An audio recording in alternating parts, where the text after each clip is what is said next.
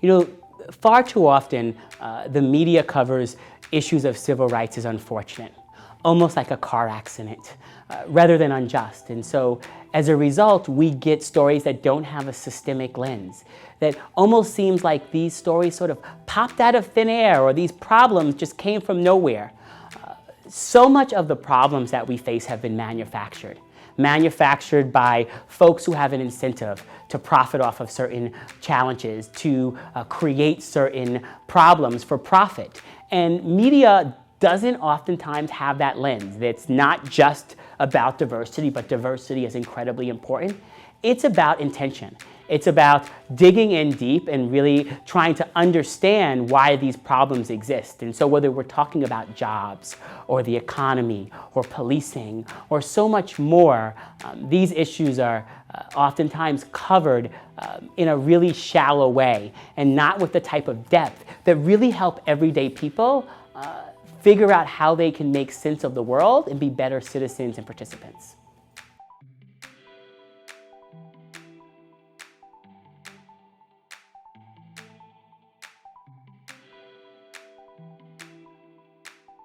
Well, like so many structures that have power over our lives, these companies cannot police themselves. Police can't police themselves, doctors can't police themselves, and tech companies can't be trusted to police themselves.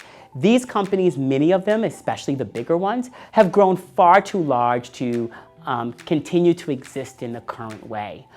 Unfortunately, the powers that be in Washington and elsewhere don't yet have the incentive to make the changes that need to be made.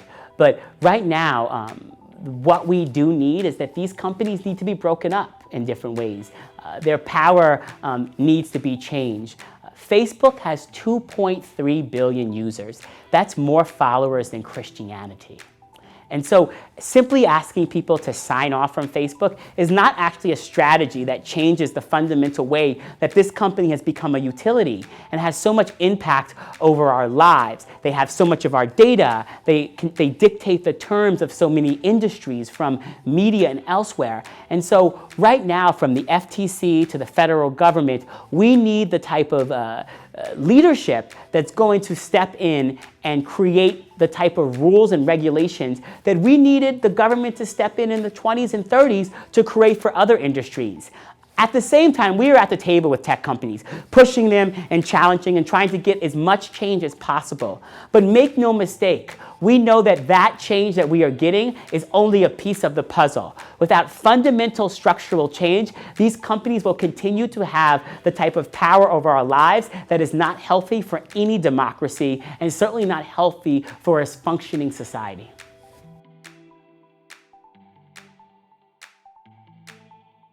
So we need deep investment.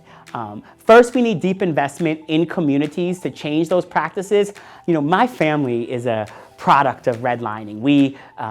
The places that black people could buy homes and the ways that the banks used their power and the ways that government maligned. But even in the era of redlining, black folks were still buying homes. As banks became deregulated, as policies that held banks accountable started to be broken down, we saw even more dismantling of structures that helped to build black wealth. And so about 1980 represented the sort of height, not just of school integration in this country, but also of the black-white income gap closing. And as new rules came into place, those things started going the opposite way. And unfortunately, through other practices, whether it was the depression that happened in the early 2000s and other things that kind of settled in and created rules where banks were able to basically steal the wealth of black folks. And so yes, we need new investment, but we also need new rules. And without those things, we're going to continue to have these problems about black-white income gaps for people of color and others that we talk about as, once again, car accidents, like they just happened, without talking about them as injustice, without talking about who has manufactured inequality.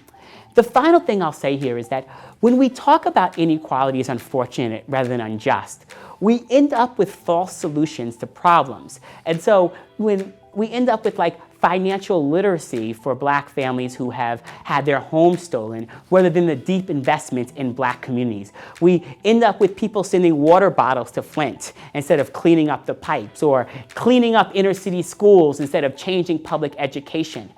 We actually have to have a structural conversation to structural problems, but we don't get there unless we build power, unless the people who these systems were built to destroy have the power to rewrite the narrative for their own liberation.